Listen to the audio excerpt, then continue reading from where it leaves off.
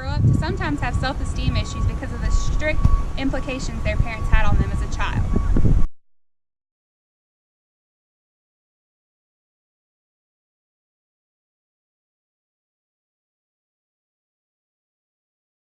The next parenting type is permissive parenting. When we think of the mother off of Mean Girls, that's a permissive parent. Permissive parents sometimes try too hard to be their child's friend, when children really just need structure. Children of permissive parents sometimes grow up to have issues with authority because of their parenting style.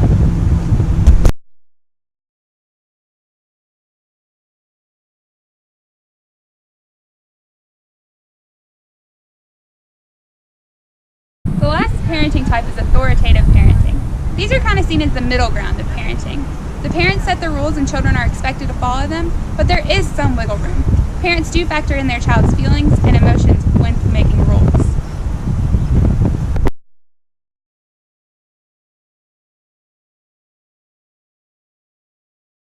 Parental monitoring includes the parent's expectation for their teen behavior, keeping track of their teen's behavior, and how they react when their teen breaks the rules.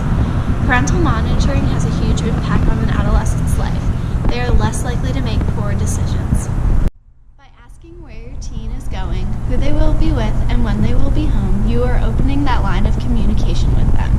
Some ways to monitor your child's behavior would be to check in with them by texting or calling, getting to know your teen's friends and their parents, and setting a curfew. There's a difference between a controlling parent and successfully monitoring your child. Parental monitoring works best when parents have an open and caring relationship with their teen. It is important to let them know you're involved in their lives because you love them.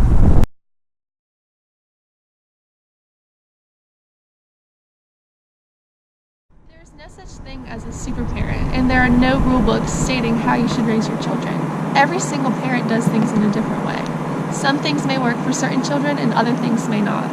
Parents need to continue to try different parenting styles until they find what works best for their children and their family as a whole. Parents should not feel as though they're not good enough just because other people in their community do things differently than they do, but this happens often in society. From the very beginning stages of parenting, society pressures mothers to feel the need to breastfeed their children for as long as they can because that's what people believe is best for the children. Many people also believe that children should be potty trained by a time. As children get older, the pressures of society also has a huge impact on the way that parents believe they should monitor their children's behavior. Wrote a journal article called How Parents Influence Deviant Behavior Among Adolescents, where she states, from birth, a parent will mold and shape behaviors suitable to the norms of society through child rearing. It is through these societal norms that parents feel the need to conform. Society has so much to say about how others parent. Whether or not parents monitor what their children are doing on the internet, whether or not parents know where their children are at all times, and whether or not parents choose to spank their children are all factors that lead to different judgments in society.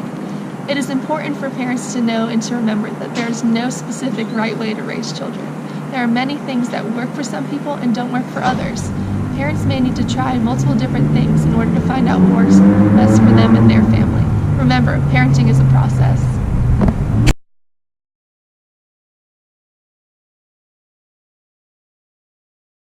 Having parental control is a normal part of parenting. However, how much control is too much? Studies have found that in Western countries, when parents are too controlling and dominating over their children suffer psychologically. Too much parental control can make the child feel like they don't have any control over their own lives.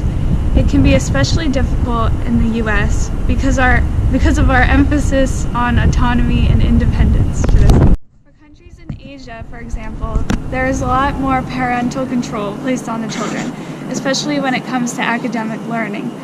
There is a moral component of this parental control, as it is a way of life for these people. For this reason, the children tend to be more accepting of excessive parental involvement.